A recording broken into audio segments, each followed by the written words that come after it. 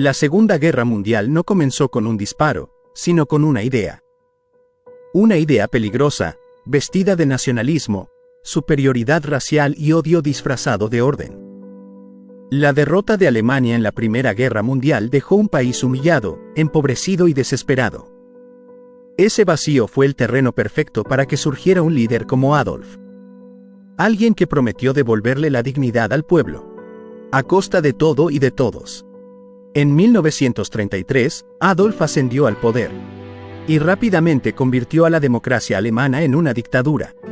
Promulgó leyes para silenciar a la prensa, perseguir a sus opositores y, sobre todo, aislar a los judíos. Primero con palabras, después con leyes, y más tarde, con fuego, alambradas y hornos. Europa estaba dividida. Mientras algunos intentaban contener la expansión del nazismo, otros preferían mirar hacia otro lado. Pero para millones de personas, esa indiferencia costaría la vida. En medio de ese mundo que se encaminaba al abismo, en Italia, uno de los aliados de Alemania, también comenzaban a verse señales del odio institucionalizado. Benito Mussolini, el dictador fascista, aprobó leyes raciales que excluían a los judíos de la vida pública. Y es en ese contexto donde comienza nuestra historia. Italia, 1939. En un pequeño pueblo de la Toscana, un hombre llega en un automóvil averiado, con una sonrisa contagiosa y una mirada que parece no pertenecer a este mundo. Él es Guido Orefis. Guido no es un héroe militar, ni un revolucionario. Es un hombre simple, con sueños simples. Tener una librería, contar chistes y vivir enamorado. Desde su primer encuentro con Dora, una joven maestra, todo se transforma. Ella cae, aunque lentamente, en su juego de palabras, sus bromas torpes, su capacidad para hacer magia con lo cotidiano. Guido no niega el mundo en el que vive, pero se niega a vivir con odio. A pesar de que ya comienza a sentirse la presión contra los judíos. A pesar de que él mismo lo es. En paralelo, los ecos de guerra ya retumban. Alemania anexa a Austria. Invade Polonia. El Reino Unido y Francia le declaran la guerra. Italia se une a los nazis. Y mientras los países se alinean, las personas son etiquetadas. Ser judío ya no es una religión. Es una condena. Pero Guido insiste en vivir con alegría.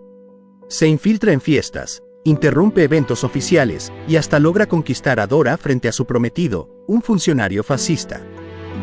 Dora, decidida, abandona su vida de privilegios y se casa con Guido. Juntos tienen un hijo, Josué. Y por un momento, parece que el amor basta para resistir la tormenta. Pero la guerra no perdona. No distingue entre risas o clases sociales. Y así, años después, cuando Josué ya es un niño, los tres son enviados a un campo de concentración. Dora, que no era judía, exige ir con ellos. Porque sabe que si el mundo se desmorona, lo único que puede salvarnos es estar juntos. Esta es una historia de amor en tiempos de odio. Una comedia en medio de la tragedia. Un intento desesperado de demostrar que, a veces, la risa puede ser un acto de resistencia. La historia de la vida es bella, no salió de la imaginación. Nació del horror. Y de la valentía de un hombre real, Rubino Romeo Salmoni. Un sobreviviente judío italiano que vivió el infierno de Auschwitz, y lo contó. Rubino fue arrestado en Roma en 1944 y deportado junto a su familia. Vivió la brutalidad, el frío, el hambre y la deshumanización. Pero también resistió con lo que le quedaba, su dignidad. Su testimonio inspiró a Roberto Benigni, el director y actor que dio vida a Guido, para crear una historia que no negara la tragedia, pero que le diera un rostro humano. Uno que pudiera hacernos llorar y sonreír al mismo tiempo. En la película, tras ser deportados, Guido, Dora y el pequeño Josué llegan a un campo de concentración. Allí, padre e hijo son separados de la madre. Y desde ese momento, Guido toma una decisión que cambiará todo. Le dirá a su hijo que todo es un juego. Un juego con reglas, puntos, castigos, y un premio final. Un tanque real. Josué no entiende el horror que lo rodea, porque su padre lo transforma todo. El hambre se convierte en parte del reto. El encierro, en una estrategia. El miedo. En una oportunidad de ganar. Mientras tanto, Dora vive otra pesadilla. En la sección de mujeres, las condiciones son igual de crueles. Pero ella se aferra a la esperanza de que, en algún lugar del mismo campo, su hijo aún ríe. Gracias a su esposo. Guido no se engaña. Sabe perfectamente dónde está. Sabe que los hornos que humean no son cocinas. Y que los trenes no traen regalos. Pero aún así, elige seguir actuando. Con cada sonrisa forzada, con cada historia inventada, está construyendo un muro invisible entre su hijo y el infierno. La historia de Guido es ficción, pero el dolor que representa es real. Durante la guerra, más de 1 millón de niños judíos fueron asesinados. Los campos de concentración no hacían excepciones por edad. Y sin embargo, en ese universo de muerte, sí existieron padres que intentaron ocultar la realidad a sus hijos. Con canciones, cuentos o simples mentiras piadosas. Porque a veces, el acto más grande de amor es mentir para proteger. Guido trabaja forzadamente. Corre riesgos para enviar mensajes a Dora. Aprende a evitar las patrullas. Y, en una escena tan hermosa como devastadora, traduce un discurso nazi frente a su hijo, inventando que están allí por voluntad propia. Que todos los niños están jugando. Y que el primero que llore o diga que tiene hambre, perderá puntos. Josué cree. Y por eso, sobrevive. Fuera de la pantalla, millones no lo lograron. Pero La vida es bella no pretende negar la historia. Pretende recordar que, incluso en los tiempos más oscuros, la humanidad puede resistir. Que, a veces, una mentira puede ser más noble que una verdad. Y que un padre que finge sonreír mientras camina hacia la muerte es más valiente que cualquier soldado. La película cierra con Guido siendo descubierto, golpeado y llevado a su ejecución. Pero incluso entonces, se gira hacia su hijo, escondido, y le guiña el ojo. Camina como si aún jugara. Como si nada importara. Más que proteger la infancia de su pequeño. La guerra ya está llegando a su fin. Las tropas aliadas avanzan. Los nazis se retiran. Y los campos comienzan a ser abandonados.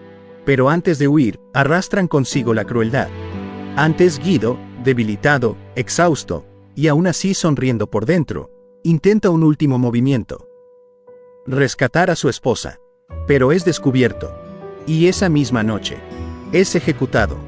No hubo disparo en pantalla. Solo la imagen de un padre caminando al ritmo de una marcha absurda, intentando que su hijo lo viera fuerte, valiente. Como un héroe hasta el último segundo. A la mañana siguiente, los soldados estadounidenses llegan. Josué, aún escondido, sale de su refugio. Y de pronto, frente a él aparece un tanque. Real. Gigante. Con un soldado sonriendo que lo levanta y lo sienta en la máquina de guerra. Para Josué, el juego ha terminado. Y ha ganado. Aunque no sepa lo que perdió. Años después, ese mismo niño narra la historia que vimos. Recuerda a su padre como el hombre más valiente que conoció. No por haber peleado en una guerra, sino por haberle construido un refugio en medio de ella. Pero, ¿y fuera de la película? ¿Qué pasó con los millones de personas que no tuvieron un Guido? Tras la caída del régimen nazi y el fin de la guerra en 1945, el mundo entero se enfrentó a una verdad insoportable. Más de 60 millones de muertos. Ciudades arrasadas. Campos de exterminio. Niños huérfanos. Y una pregunta que aún hoy no tiene respuesta clara. ¿Para qué? ¿Para defender territorios? ¿Ideologías? ¿O simplemente porque el odio, cuando se institucionaliza, arrastra todo a su paso? La historia real que inspiró la película, la de Rubino Romeo Salmoni, no terminó en Auschwitz. Él sobrevivió, volvió, y escribió un libro. Al final vencía a Adolf. Pero su victoria no fue sobre un hombre. Fue sobre el olvido, sobre el silencio, sobre la indiferencia. Porque hablar de lo que pasó, incluso en forma de comedia trágica, es una forma de resistir. De advertir. De recordar que las guerras nunca terminan con los tratados, sino cuando aprendemos a no repetir sus causas. Si esta historia tocó tu corazón tanto como a nosotros, comparte este video con alguien que necesite recordar que, incluso en los momentos más oscuros, el amor y la esperanza pueden cambiarlo todo. Déjanos en los comentarios qué lección te dejó la vida es bella y suscríbete para seguir explorando juntos las historias que nos transforman.